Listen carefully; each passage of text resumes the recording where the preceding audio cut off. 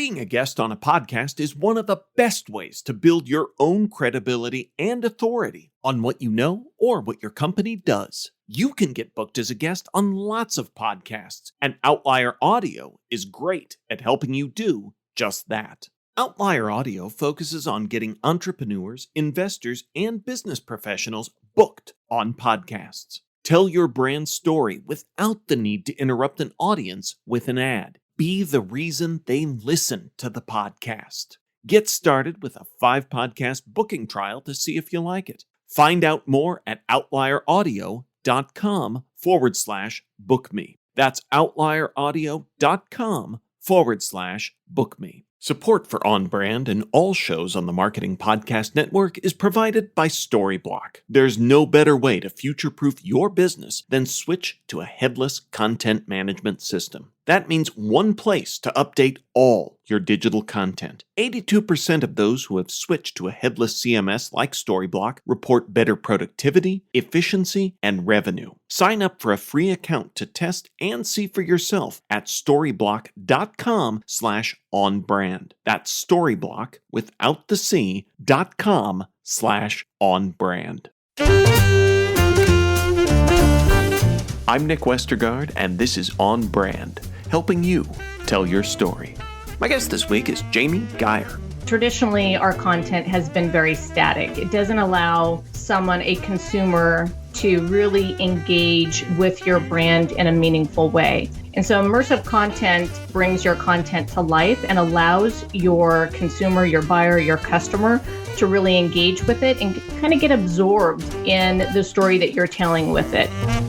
As CMO of Ceros, Jamie Gier works with many top brands, including NBC Universal, Monster.com, JP Morgan, Wall Street Journal, United Airlines, and United Healthcare to create immersive content experiences. With more than 25 years' experience, Jamie has worked with leading tech companies from healthcare to education to grow and scale by creating impactful brands, designing revenue-gathering go-to-market strategies, and leading high-performance teams. Prior to Ceros, Jamie held roles at DreamBox Learning, SCI Solutions, now R1, Microsoft, and GE Healthcare. She also served as a board member for Page Ahead, a nonprofit focused on the literacy needs of at-risk kids in Washington State, and chaired its Marketing and Fund Development Committee. Jamie, welcome to On Brand. Thank you, Nick. I am very happy to be here with you today.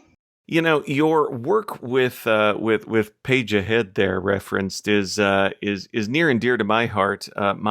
My Nick Fun Fact of the Week, which I introduce as though it's a feature, but I really don't think it is. But my very first job in marketing long ago was writing catalog copy for instructional materials for at-risk readers. So I really enjoyed working in education long ago, and found that was a neat. It's always neat when you're selling something that you feel like has an impact. Oh, absolutely. And I, my father was an educator. And so we grew up in a house where reading was a thing we did every day, every evening outside of the walls of your traditional classroom. And so just understanding the power of stories, but the importance of reading and making sure that kids have access to books to kind of stretch their imagination, but also just making sure that they're set up for success later on in their academic year. So very important, especially among those kids who are at risk and don't have easy access to books. Well, and it seems like that background guided your career as well. A brand that sticks out to me there in your bio that before this past 2 years of pandemic, I would not have known about, but DreamBox was a regular part of our at-home school, online school experience for our second and third grader at the time. So, oh, I'm so happy to hear that. DreamBox is near and dear to my heart, even though I am no longer there with that company. And I know that you reside in Iowa. We actually formed a partnership with the STEM program that your governor is running, and DreamBox is part of that as an option for both math confidence and competence. But I'm so glad to hear it's part of your home life as well.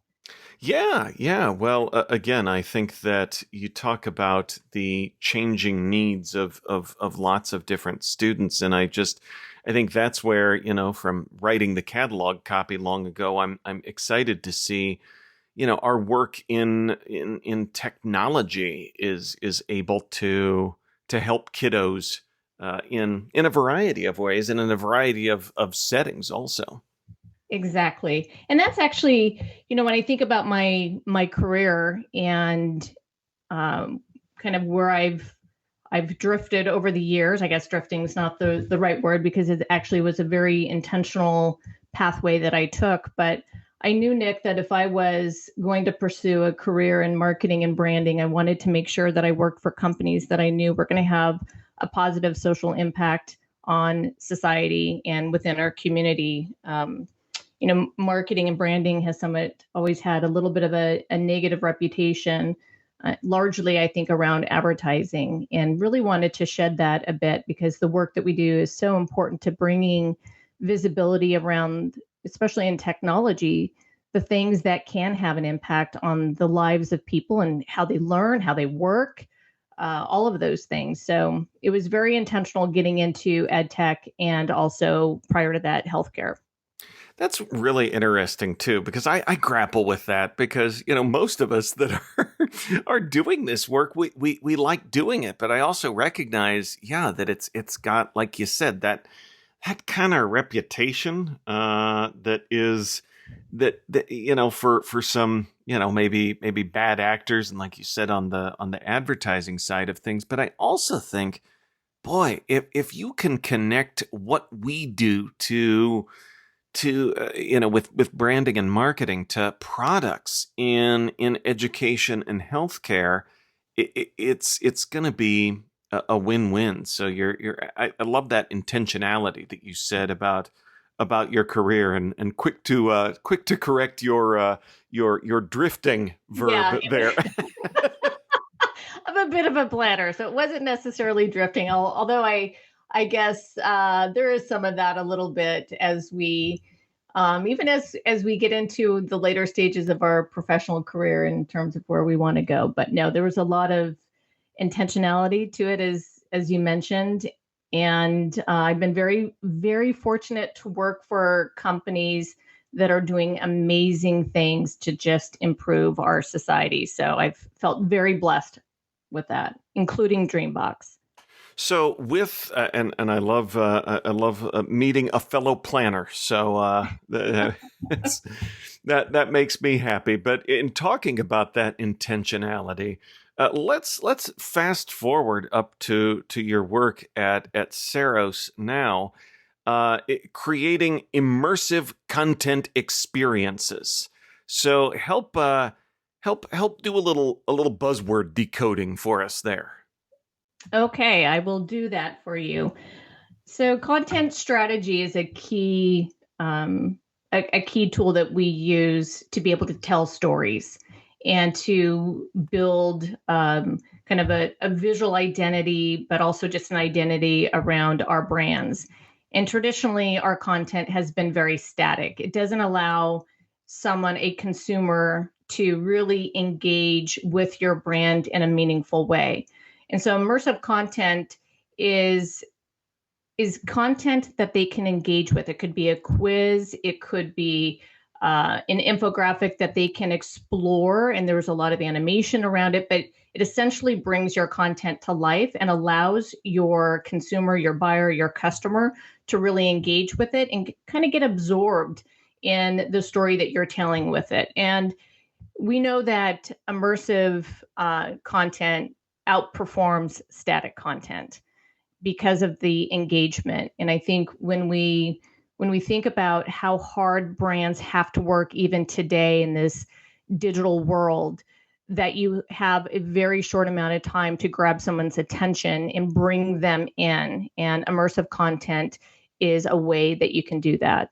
So when you talk about the greater engagement with immersive content versus static content.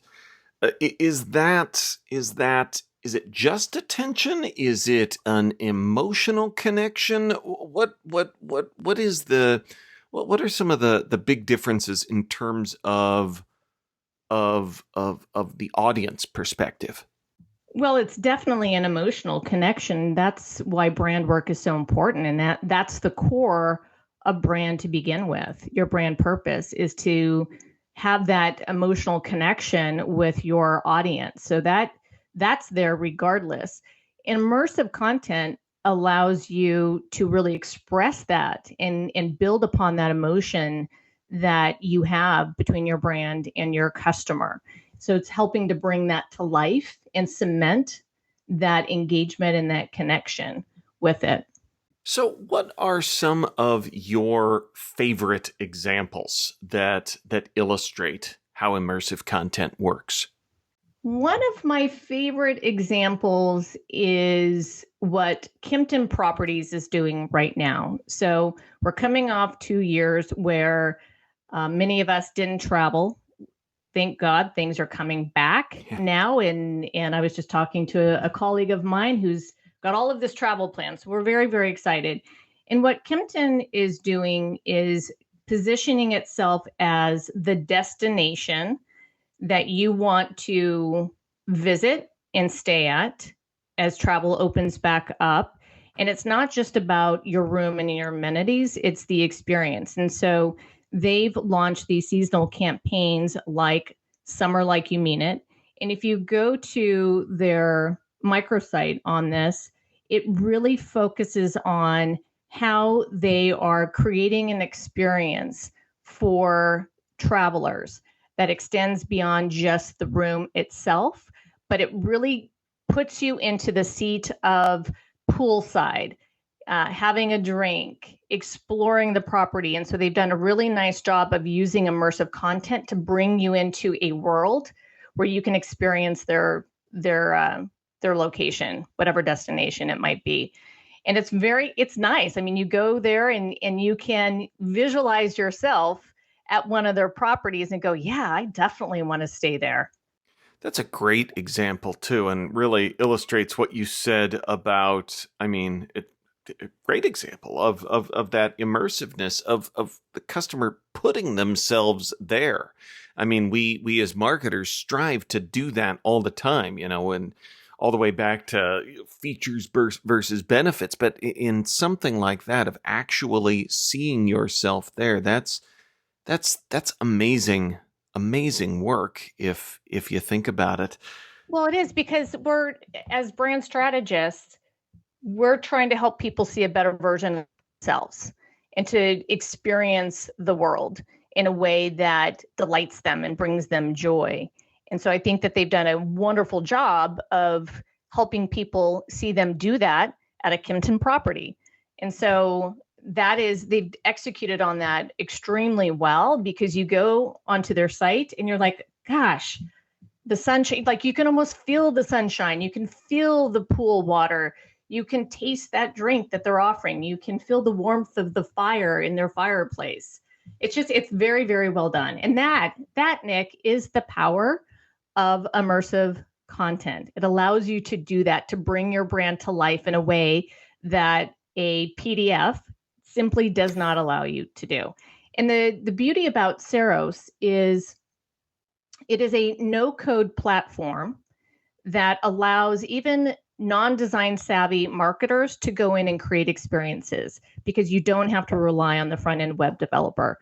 Now, our primary user for sure is the graphic designers, but because of the intuitiveness of the platform itself, we're making it easier for other creators to be able to participate and do this. Because if you think about the pace at which we have to get information out, the consistency of the stories that you need to put out in the universe, you want to make sure that you have a way that all creators can get in and be able to do that. On Brand will be right back after this.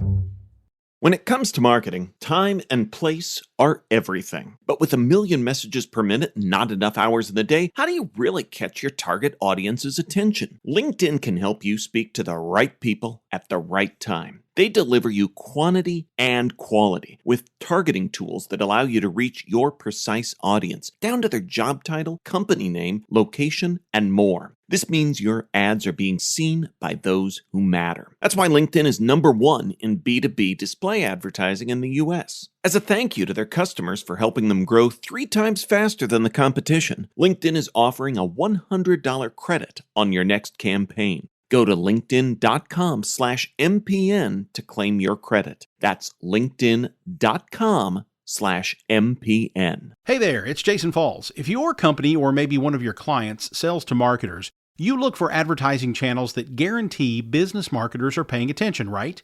Let me introduce you to the Marketing Podcast Network. You're listening to it right now. It's a network of podcasts all about marketing. So 100% of MPN's audience are marketers. Reach them by advertising on the Marketing Podcast Network. Learn more and find our media kit at marketingpodcasts.net. Now, back to the show. So you've been talking about some of these examples of immersive content and how the Ceros platform works. You mentioned content strategy earlier. Where does one start with, we've got folks listening to this interview thinking, yeah, we need to get beyond the PDF. Where does the process of immersive content experiences start? It really starts, Nick, with understanding your customer's buying journey. What type of information moves them and inspires them to even want to consider and evaluate your brand? What moves them to want to purchase and do business with you? And then what's going to keep them as a customer as well? And it varies. It's going to vary by the kind of person they are. So their persona, it likely will vary by the demographics. The way that I consume information, I'm 50 years old, is very different than, say, my niece who's 25. So it's really understanding and having the details about your buyers, and then mapping out the journey. What channels do they go to get information? What communities do they visit? Now we're even tasked with understanding the power of dark social, like this podcast. Where do they go to listen to influencers and thought leaders? And then from there, once you understand that, you can start understanding the type of content you're going to need to move them through the journey until up to the time that they choose your brand as part of their professional life, their personal life. But it's really it really does start with understanding who that person is and what inspires and brings them joy. Then you can figure out what type of channels you need to focus on, and then how do you feed content in there. And it's when we think about content, it's not just a one and done, because you're telling a story based on where they are in their journey. So you want to make sure that the content plays off of each other. So as you build that story and tell the story, and we'll probably talk a lot about stories during this segment too, because I'm a big story person. I think that last part that you noted too, right before story even, of making sure that you are understanding your customer and what they need, what they're looking at, because it seems like you've got a lot of marketers that say, I need an XYZ, a video, a site, some audio content. And instead of thinking about what it is that that best fits their customer. So I think rewinding back to that journey is critical, especially to go all the way back to where we started with the challenges of technology today. Is it's harder than ever to get attention and to stand out. You can't afford to not consider that and risk making the wrong thing for your audience. Exactly. And when I started out in marketing, we didn't have all of these different channels that we could use to get a message out, to get our story out for people to see and engage with our brand. It's changed drastically since 1994. So we have now more ways to express that brand, but we also have to be very intentional about where we do that and when we do that based on where your buyer is. And the other reality to this too, and this gets really exhausting at times, is your customer is always on. They're always on. And so you also want to make sure that you find the moments when they're on, that they see your brand, but not in an intrusive way, because I think that there are some companies that are super intrusive in how they're trying to connect, and then you shut them out. You tune them out. And we're also at a place where we're trying to get customers to invite us into their homes, invite us into their office, whether at home or at a traditional building, office building. And being invited in, people are getting choosy because they have so many options. So you mentioned story earlier, and I think that story also has tremendous impact, but it also has some buzzword risk to it, and differing definitions. So to the brand builders listening out there, what's the most important thing that we need to remember about story today? The most important thing that we have to remember about story is it's not about you.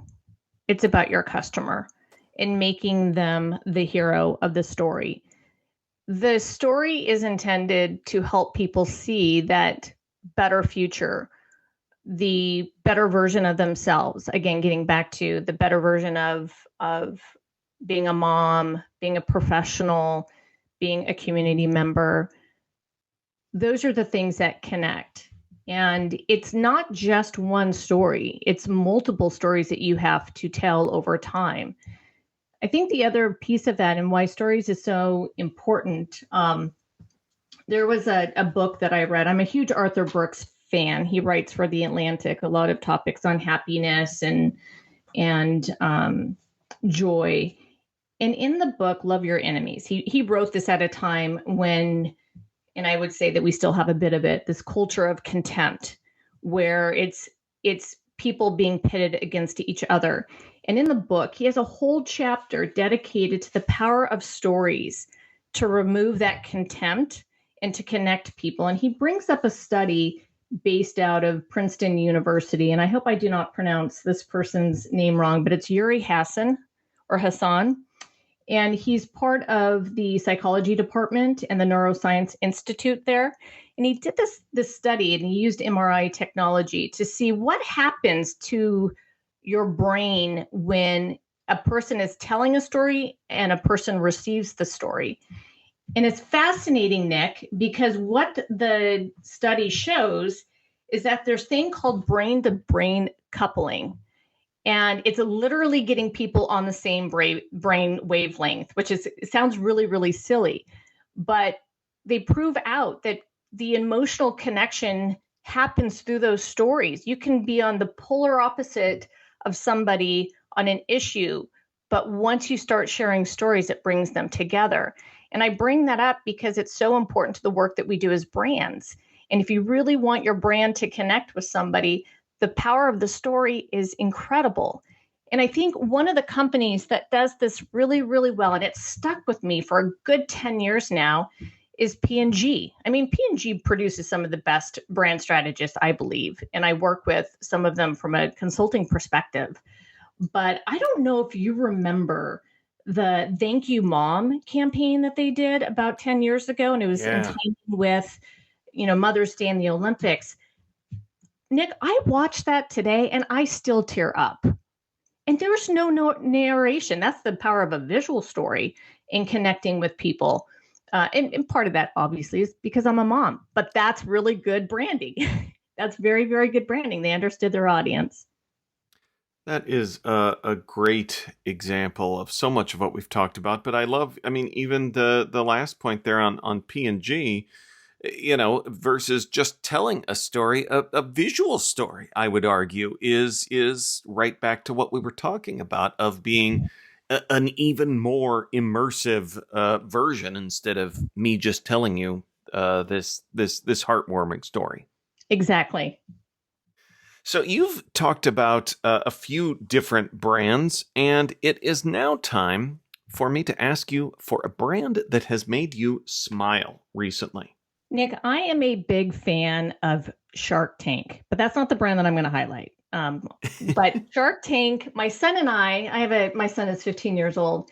We really enjoy watching it, and I think it's good for him too because he's interested in business and other things. But I love to watch how entrepreneurs pitch their business ideas, but I also love to go out and buy their products.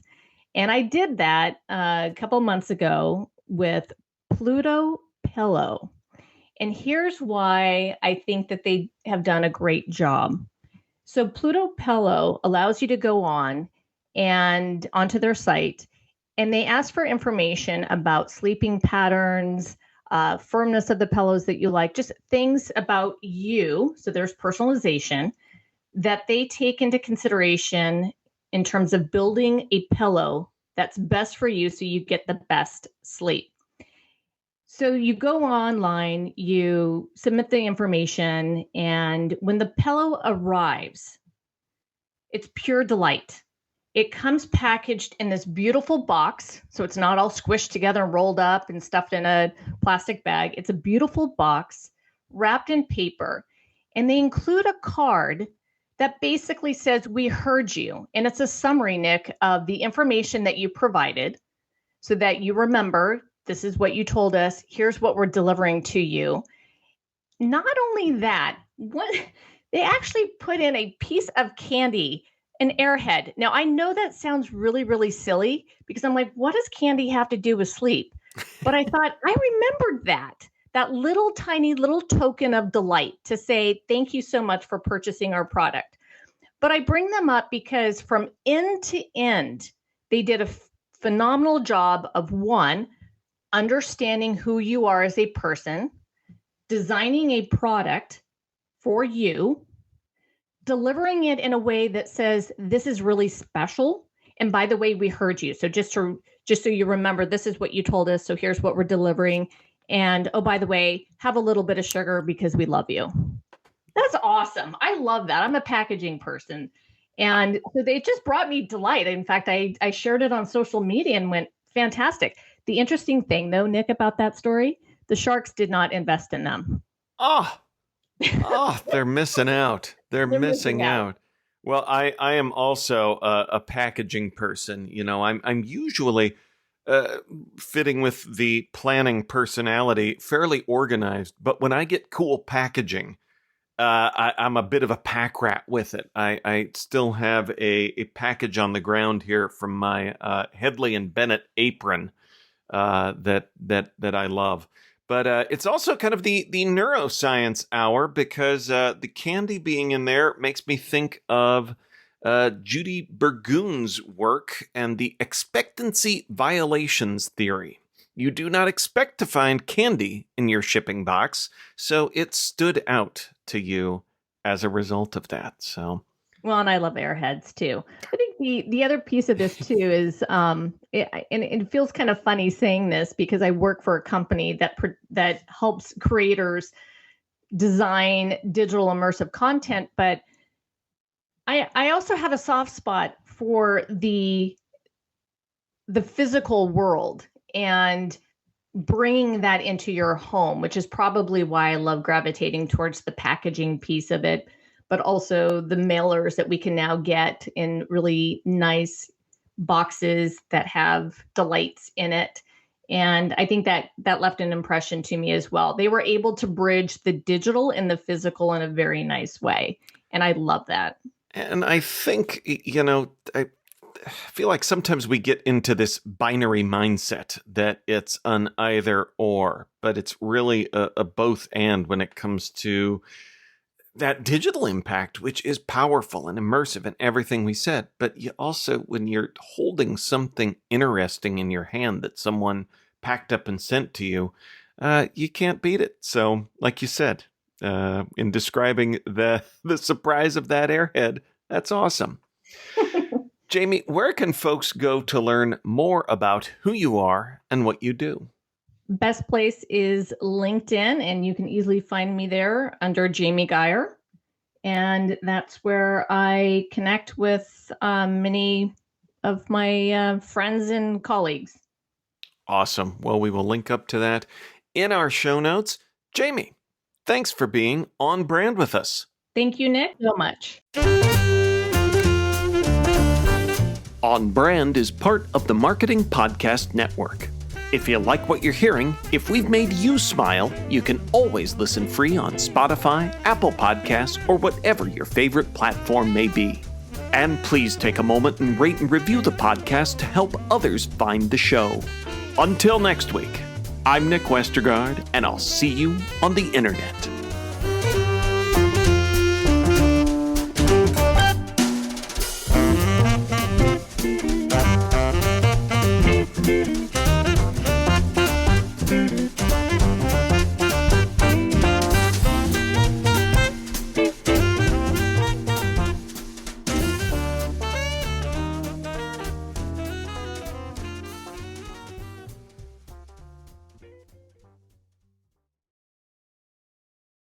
This podcast is heard along the Marketing Podcast Network. For more great marketing podcasts, visit marketingpodcasts.net.